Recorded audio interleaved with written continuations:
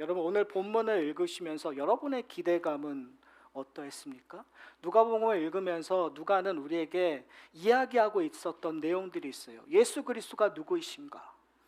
예수 그리스도는 메시아이심을 누가는 우리에게 증거하고 있었거든요. 예수님이 탄생부터 아주 구체적으로 예수님이 하나님의 아들이심을 우리에게 증거하고 있어요. 여러 가지 장치들을 보았어요. 그리고 예수님께서 공생애를 시작했을 때 예수님이 세례받으시는 그 사건을 통해서 하나님이 직접 예수 그리스도를 이는 내 사랑하는 아들이라고 선포했고, 지난 3주 동안 저희가 광야에서 예수님께서 시험을 받으시는 것을 통해서 이 마귀가 질문하는 것들이 있었죠. 시험했던 근거가 뭐냐면 내가 하나님의 아들이라면 이라는 이야기를 했어요. 저희가 3주 동안 살펴보면서 예수님께서 그 심판을 이기셨어요. 승리하셨어요. 그리고 그 다음에 오늘 읽은 본문이 오늘 저희가 보는 건데요. 한번 잘 생각해 보세요. 그러한 경험들 누가가 이야기하는 것을 통하면 우리가 기대해야 되는 내용이 뭘까요? 우리의 기대치는 어디에 있을까요? 예수님께서 첫 설교를 하셨을 때 정말 많은 사람들이 모였더라. 예수님께서 하시는 것마다 정말 놀라운 기적과 놀라운 하늘의 가르침을 통해서 많은 사람들이 예수님께서께 몰려왔다라고 우리는 기대할 수가 있을 것 같아요. 근데 오늘 본문은 두 가지 내용이 다 담겨져 있습니다. 분명히 갈릴리에 들어가셨다고 얘기하고 있어요. 그런데 그 갈릴리의 결론은 무사람에게 친송을 받았다라고 얘기를 하고 있어요. 14절 15절에서 얘기해요. 그리고 16절서부터 많은 분량을 활용해서 나사렛에서 예수님께서 받으신 일들에 대해서 얘기하고 있어요. 근데 그것은 어떤 일입니까? 배척받으시는 일들을 기억하고 있어요. 자, 그렇다면 어떻게 보면 이 사건이 사실은 두 다른 사건이지만 누가는 의도적으로 우리에게 그 두 사건을 대조하면서 이야기하고 싶은 내용이었죠. 우리의 기대감은 예수님이 하나님의 아들이심을 이 세상에서 전하는 내용이었어요. 그런데 지금 누가는 우리의 눈을 예수님의 성공하는 그 스토리, 예수님이 하나님의 아들이심을 이 땅에서 우리가 생각하는 관점으로 보여주는 것이 아니라 오히려 전혀 다른 방향으로 가고 있다는 거예요. 어떠한 방향이죠? 예수님께서 배척을 당하시는 거예요.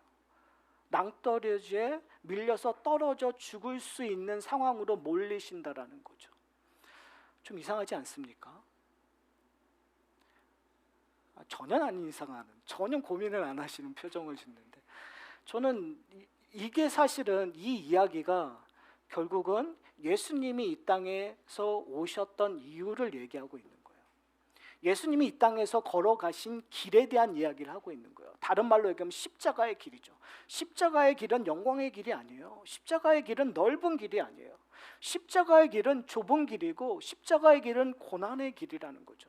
그러니까 예수님께서 이 땅에 오신 이유, 하나님의 계획을 이루시는 그 근본에는 영광을 받으시는 것이 아니라 고난의 길이고, 그리고 우리의 죄를, 우리가 받을 고난을 짊어지고 가시는 길이라는 사실을 우리가 기억해야 하는 거죠. 그러면 그 길은 어떤 의미에서는 낮아짐의 길이고, 어떤 사람의 눈으로 보면 실패의 길이고, 어떤 사람의 눈으로 보면 지질이 궁상맞는 고난의 길일 수 있다는 거죠. 근데 저는 여기에 놀라운 은혜가 있다고 생각합니다. 왜요? 예수님께서 우리의 길을 먼저 걸으셨던 거예요. 여러분 삶은 어떻습니까? 우리의 삶은 과연 영광의 길을 걷고 있습니까? 많은 분들이 오해하실 수 있을 것 같아요. 우리 위로받자고 예수님의 그 이러한 스토리를 얘기하는 거 아니요. 제가 여러분들 위로하기 위해서 이런 얘기하는 것이 아니라 이 땅에서 성도들이 당연히 걸어가는 길이기 때문에 얘기하는 거예요. 무슨 말씀인지 아세요? 그런데 지금 마귀는 우리에게 끊임없이 예수님을 광야에서 시험했던 것처럼 우리에게 영광의 길을 가라고 요구하고 있어요. 세상의 잣대로 무엇이 성공이고 무엇이 영광이고 무엇이 자랑이 될 것인가를 마귀는 우리에게 던져주고 있단 말이에요.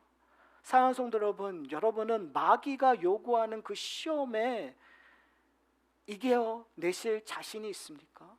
이겨낼 힘이 있습니까? 우리가 오로지 이겨낼 힘과 우리의 이겨낼 능력은 우리에게 있지 않아요. 어디에 있냐면 바로 예수님께서 걸어가신 길에 있어요. 오늘 본문을 통해서 여러분이 받고 있는 시험, 유혹, 어려움, 고난을 이상히 여기지 않으셨으면 좋겠어요. 왜요? 예수님께서도 그 길을 걸으셨으니까요. 자, 오늘 본문을 보시면은요, 계속 반복되는 것들이 있어요. 14절에 보면 예수님께서 갈릴리로 들어가시는데 무엇으로 들어가신다고요? 성령의 능력으로 들어가신다고 얘기하고 있어요. 저희가 그리스도인 된다라는 거 무엇으로 알 수 있는가? 결국은 성령의 능력으로 우리가 예수 그리스도 안에 거한다라는 것을 깨닫게 해주시는 것 같아요. 마귀는요, 끊임없이 우리로 하여금 예수와 함께하지 않는다라는 것들로 유혹을 해요. 여러분들이 죄 지을 때 마귀는 뭐라고 유혹하는지 아세요? 너 죄 지은 거 보니까 너 예수와 함께 있지 않아. 너 그리스도인 아니야 라는 식으로 우리에게 도전하고 유혹을 해요. 그러나 성령의 능력이 우리와 함께 할 때에는 그 죄 가운데에서 사도 바울이 고백하는 것처럼 죄가 많은 곳에 뭐도 많다고요? 은혜가 많다라는 것들을 경험해요. 왜요? 그 가운데에서 용서하시는 하나님의 은혜를 경험하기 때문에 그래요. 저는 이 성령의 능력이라는 단어에, 이 문장에 여러분이 집중하셨으면 좋겠어요. 여러분이 영적 침체에서 이겨낼 수 있는 유일한 힘은 여러분의 능력이 있지 않아요. 여러분의 자각에 있지 않아요. 여러분의 깨달음에 있지 않아요. 어디에 있다고요? 성령의 능력에 있어요. 성령께서 우리의 마음을 움직이실 때, 성령께서 하나님의 용서하심을 경험하게 했었을 때, 성령께서 십자가의 능력을 경험하게 하셨을 때 우리는 하나님과의 관계를 회복할 수 있다는 사실을 기억하는 저와 여러분이 되셨으면 좋겠습니다. 예수님께서 성령의 능력으로 갈릴리에 들어가셨어요. 예수님이 3년 동안 공생애에서 생활을 하셨을 때 가장 많이 일하셨던 곳이 바로 이 갈릴리 호수 근처였어요. 거기서 예수님께서 하신 거에 대한 소문이 퍼졌고, 그리고 15절에 보면 이렇게 얘기해요. 친히 여러 회당에서 가르치심에 무사람에게 친송을 받았더라.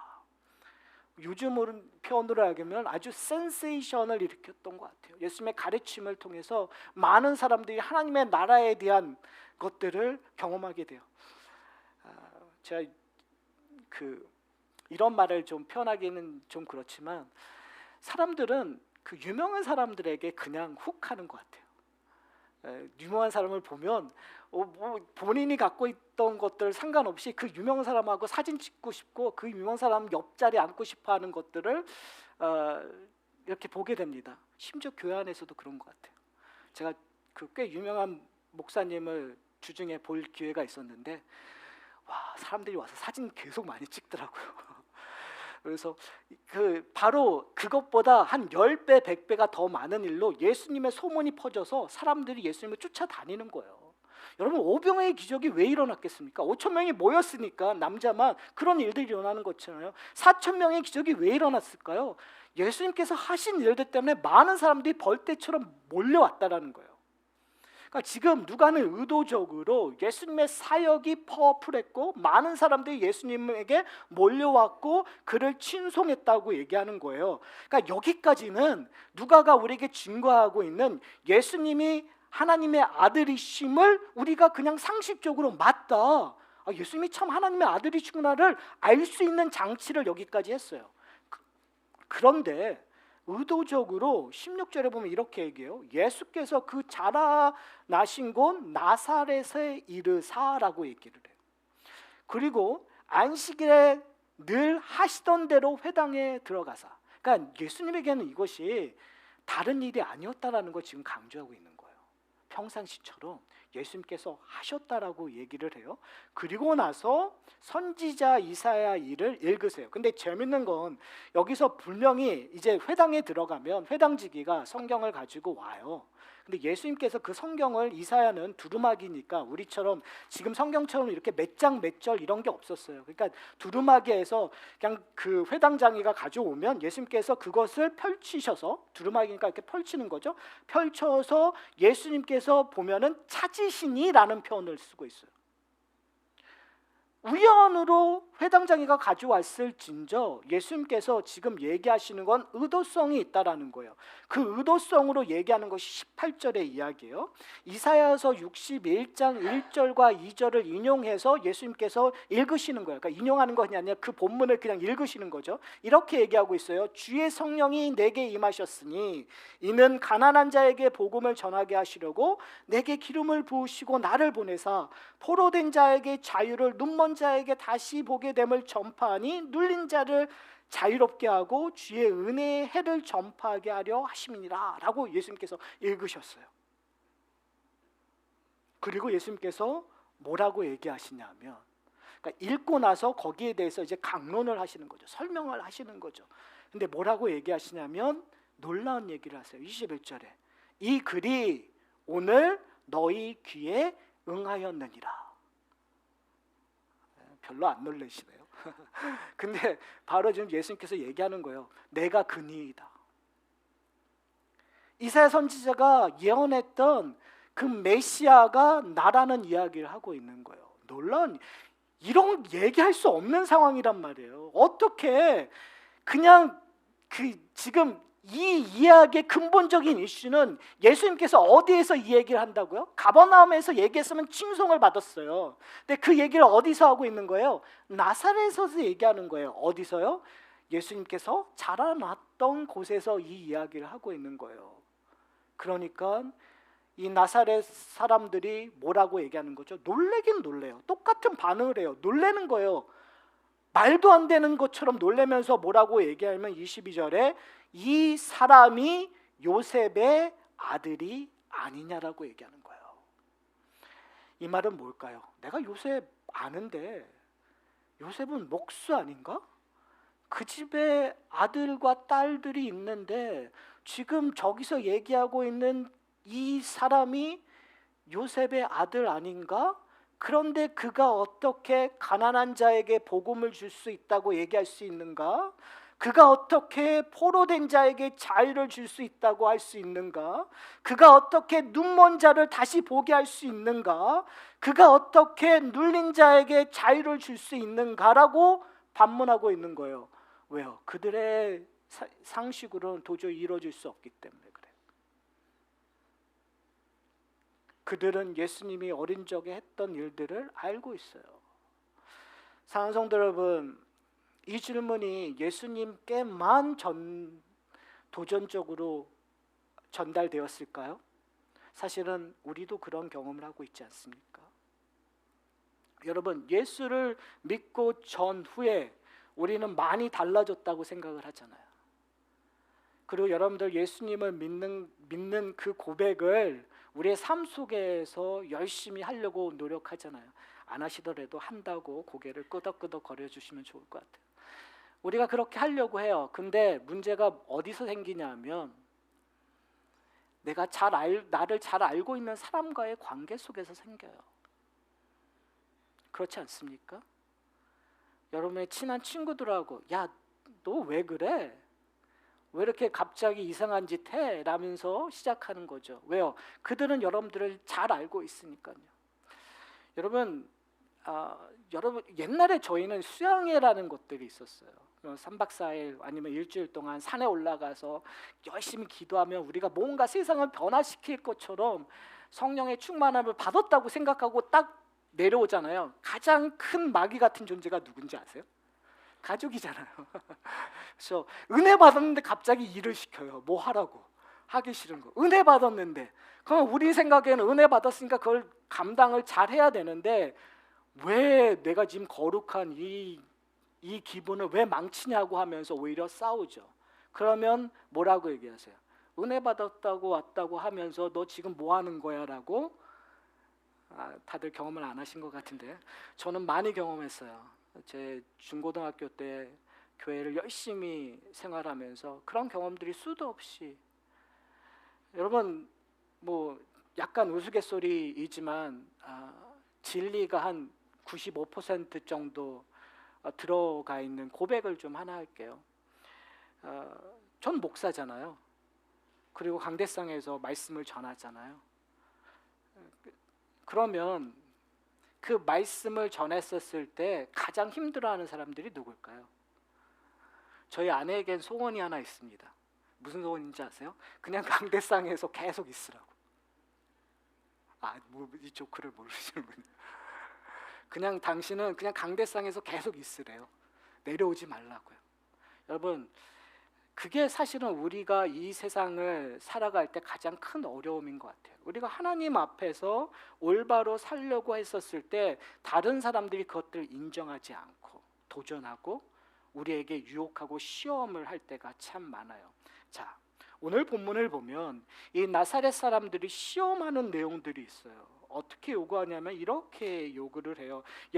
예수님께서 그들의 마음을 아셨던 것 같아요. 그래서 23절에 이렇게 얘기해요. 예수께서 그들에게 이르시되 너희가, 여기서 너희가는 누구예요?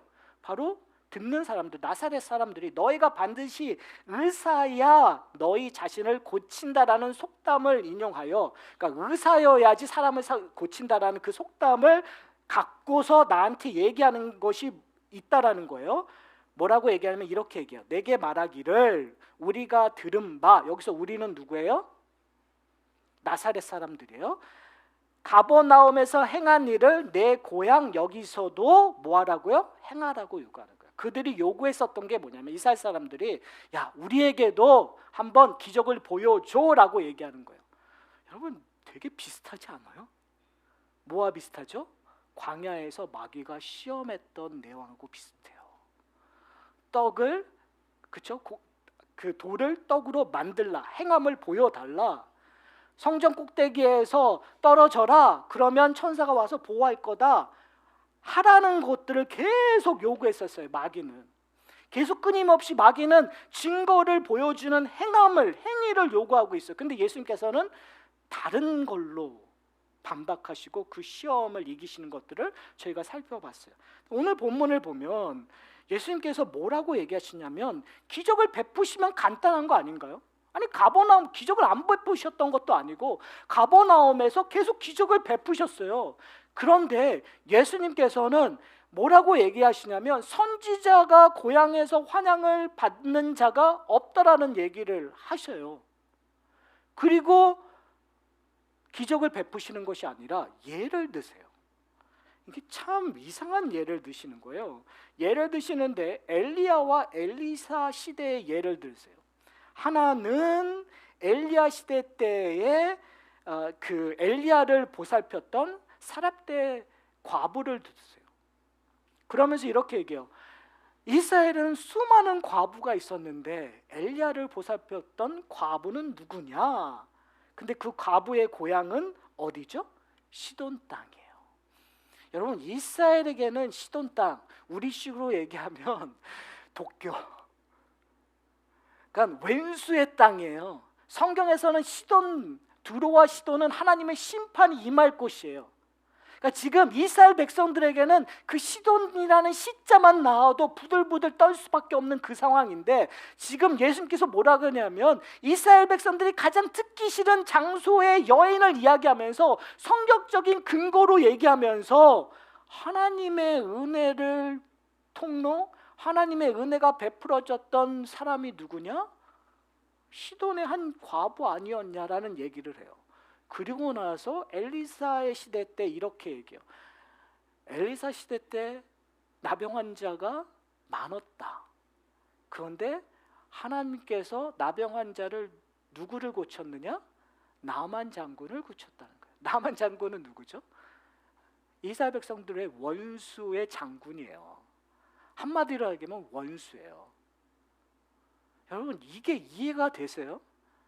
그러니까 여기서 자, 저희 한국 축구가 지면 안 되는 나라가 있어요. 무슨 수가 있어도 지면 안 돼요. 그 나라는 어느 나라죠? 일본이에요. 그렇죠? 뼛속 깊게 우리는 일본에게 지면 안 돼요.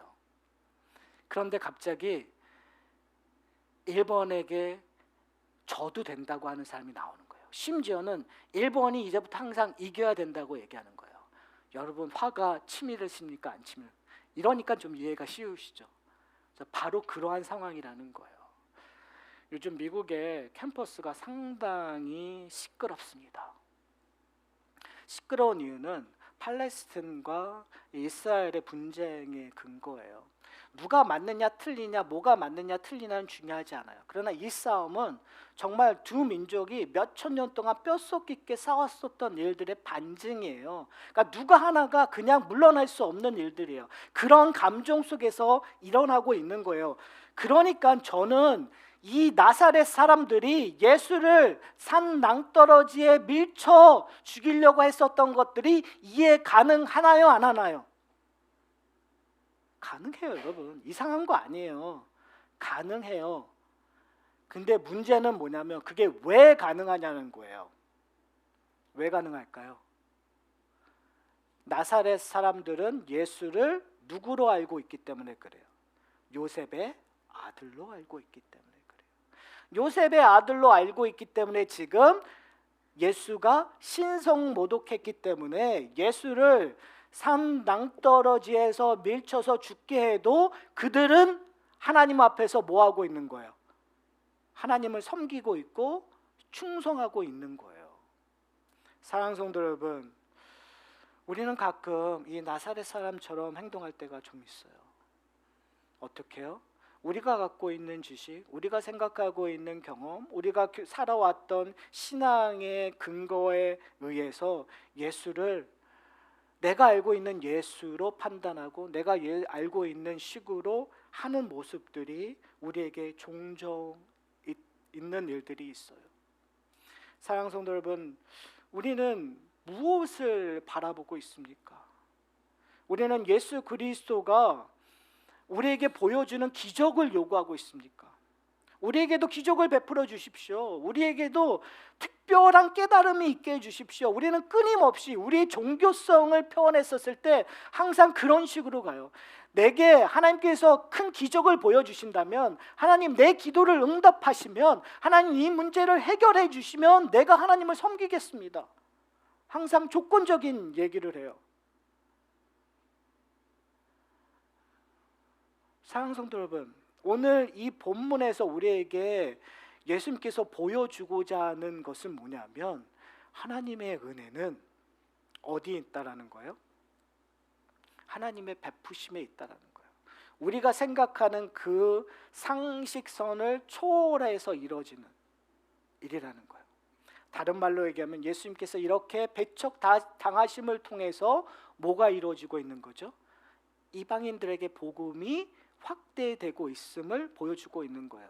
옛날 일을 근거해서 시돈 땅의 한 과부의 이야기를 함으로 말미암아, 수리아의 장군의 이름을 거명함으로 말미암아 너희들이 있을 수 없다고 생각하는 그 일들을 예수님께서 이제 이루신다라는 거예요. 그게 바로 오늘 본문에서 이사야 선지자가 얘기되었던 예수님이 오셔서 성령이 임하시면 하시는 일이 뭐라고요? 가난한 자에게 복음이 전하게 되는 것들, 포로된 자에게 자유를, 눈먼 자가 다시 보는 일들, 포로된 자가 자유를 얻는 일들, 눌린 자가 자유롭게 되는 일들. 사랑하는 성도 여러분, 여러분은 어떠한 모습에 있습니까? 저는 누가복음을 읽을 때 우리에게 중요한 한 키가 있다고 생각합니다. 누가복음은 소외된 힘없는 자의 눈으로 읽으셔야 은혜가 돼요. 무슨 말씀인지 아세요? 가진 자로서, 파워가 있는 자로서 읽으면 부딪힘으로 와서 회개하게끔 만들어지는 것이 사실은 누가복음의 중요한 힌트예요. 사랑하는 성도 여러분, 여러분은 어느 자리에 있습니까? 우리는 가끔 우리의 위치를 오해하면서 살아가는 데가 참 많아요.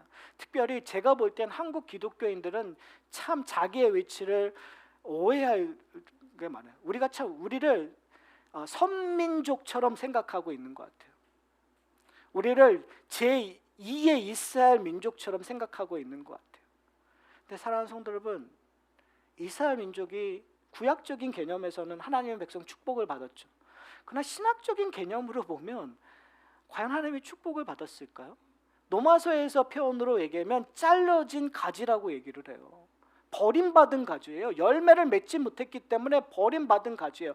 그럼에도 불구하고 우리는 아직도 유대인들처럼 오해하고 있는 거예요. 새로운 시대, 새로운 율법, 하나님의 나라가 도래했는데 우리는 자꾸 옛 시대의 개념으로 하나님의 말씀을 이해하고 있는 거예요. 그래서 어디에 가면은 십자가와 함께 이스라엘 국기가 함께 있는 말도 안 되는 일들이 벌어지기도 해요. 여러분, 오늘 본문은 거기에 대한 경종을 울리고 있어요. 너희 존재가 이스라엘 백성이라고 해도, 너희가 유대인이라고 하더라도 하나님의 온전한 은혜는 어디요? 열방을 향하여 가고 있다라는 거예요. 사랑하는 성도 여러분, 저는 누가복음을 통해서 우리가 어디 서 있는지를 좀 확실하게 인식하셨으면 좋겠어요. 우리는 연약한 존재예요. 예수님께서 이 땅에 오신 이유는 바로 우리가 같은 버려진 자들, 이방인 자들. 여러분, 가나안 여인이 예수님께서 전혀 귀를 기울이지 않았을 때 가나안 여인이 뭐라고 고백하죠? 내가 개와 같은 대접을 받아도 좋습니다. 그러나 주인의 상에서 떨어진 것들을 먹게 해주십시오라는 표현을 써요. 여러분, 그게 뭔지 아세요? 내가 개냐 뭐냐가 중요한 것이 아니라 내 주인은 하나님이심을 고백하는 거예요. 여러분, 성도 된다라는 건 내가 내 가진 것으로 나를 판단하는 것이 아니라 내가 하나님께 belonging 됐다라는 걸 얘기하는 거예요. 하나님에게 속했다라는 고백을 하는 거예요. 여러분, 하나님 앞에 속한다면 하나님께서 여러분의 직업을, 여러분의 재정 상태를, 여러분의 명예를, 여러분의 건강을 보고 판단하시는 것이 아니라 여러분과 함께 하시는 예수 그리스도로 판단하시는 거예요. 그거를 다른 말로 얘기하면 은혜라고 얘기를 해요. 사랑하는 성도 여러분, 우리가 하나님 앞에 나갈 때 은혜의 자리로 들어가셨으면 좋겠어요. 여러분이 몇 년 동안 신앙생활을 했고, 여러분의 직분이 어떻고, 여러분의 가족이 몇 대의 그 신앙의 가족을 갖고 있고, 이런 것들 다 버려버리시고요. 여러분이 교회를 위해서 어떻게 헌신을 했고, 그런 것 다 내려놓고요. 그런 것들은 정말 배선물처럼 여기고, 우리가 해야 될 것은 뭐냐면, 하나님, 내가 하나님과의 관계 맺는 거, 이렇게 예배드리는 것만으로 나는 감사합니다. 내가 지금 하나님을 아바 아버지라고 부르는 것 그 자체가 은혜입니다라는 고백이 나왔으면 좋겠어요. 내가 과부였습니다. 과부처럼 엘리야를 섬겼던 것처럼 지금 내가 하나님의 백성들을 섬길 수 있는 이 자리에 있게 하심을 하나님 앞에 감사드립니다라는 고백이 나왔으면 좋겠어요. 여러분, 나병왕자 되는 것이 좋습니까? 나병왕자 되는 거 좋은 거 아니잖아요. 그런데 나만은 나병 환자가 되었기 때문에 어떤 의미에서 하나님의 은혜를 경험할 수 있었어요. 여러분 지금 고난의 길을 걷고 계세요. 만약에 여러분 그 고난의 길이 아니었으면, 예수님을 만날 수 없는 상황이 되었다면 차라리 지금 이 고난의 길이 나에게 은혜일 수 있어요. 이거는 삼자가 얘기할 수 있는 부분은 아니겠죠. 그러나 본인이 그것들을 경험하고 본인이 그러한 간증을 할 수 있다면 그것보다 더 큰 복이 이 세상에 어디 있겠어요. 왜요? 하나님을 만나고 있으니까. 하나님의 임재 안에서 천국을 만나고 경험하고 있으니까요. 세상 사람들은 비웃고, 세상 사람은 조롱하고, 세상 사람들은 동정의 눈으로 볼진저 하나님과 함께 있음으로 말미암아 그에게는 축복과 은혜가 된다라는 것, 그 이야기가 어디서부터 시작되냐면 오늘 본문서부터 시작이 되는 거예요. 예수님께서 그 일을 하기 위하여 오셨고 그 이야기를 지금 이 나사렛 회당에서 하는 거죠. 어떻게 보면 누가복음 복음서는 끊임없이 두 부류의 사람들을 얘기합니다. 예수의 말씀을 듣고 예수를 배척하는 사람들, 예수를 마귀의 힘을 빌어서 기적을 베푼다고 고발하는 사람들 한 부류가 있고, 또 다른 부류는 예수 그리스도 앞에 나가서 주여 나를 불쌍히 여기소서라고 고백하는 자들이 있어요. 그리고 정말 두려운 마음으로 예수 그리스도의 옷자락을 만지는 그런 사람들이 있어요. 그런데 성경을 보면 어디에 하나님의 은혜가, 하나님의 구원이 선포되죠? 몰래 옷자락을 만지고 예수님 앞에 나를 불쌍히 여기소서라고 외치는 자들에게 하나님의 은혜가, 구원이 임함을 저희가 볼 수 있어요. 사랑하는 성도 여러분, 여러분은 어디에 있습니까? 여러분의 지식, 여러분의 능력, 여러분의 종교심으로 예수님을 판단하고 있습니까? 하나님 앞에 나가서 종교적인 열심으로 무엇인가를 이루고 있습니까? 그런데 그렇다면 그것은 모래성에 성을 쌓는 것과 같습니다. 사랑하는 성도 여러분, 저에게도 강권하고 저에게도 도전하는 건데, 과연 우리는 예수 그리스도의 은혜를 바라보고 예수님께 나가고 있습니까? 정말 겸손한 마음으로 예수님께 은혜를 구하고 있습니까? 예수님의 옷자락을 만지려고 예배에 나와 계십니까? 예수님 앞에 조금이라도 다가가려고 내 삶을 하나님 앞에 드리고 있습니까? 여러분, 이것이 우리가 던져야 될 질문이고, 이것이 우리가 찾아 나가야 될 우리의 인생의 목적이라는 사실을 기억하는 저와 여러분이 되시기를 소원합니다. 그때 우리가 필요한 것이 뭐라고요? 오늘 본문에서 얘기하는 것처럼 예수님께서 성령의 능력으로 갈릴리로 들어가셨던 것처럼 우리도 성령의 능력으로, 우리의 일상으로, 성령의 능력으로 우리의 가정으로, 우리의 성령의 능력으로 우리의 직장과 사업체 안으로 들어가서 담대하게 좁은 길, 담대하게 고난의 길로 들어감으로 말미암아 하늘로부터 내려오는 축복을, 은혜를 풍성히 누리는 저와 여러분 되시기를 소원합니다. 우리 함께 기도하시겠습니다.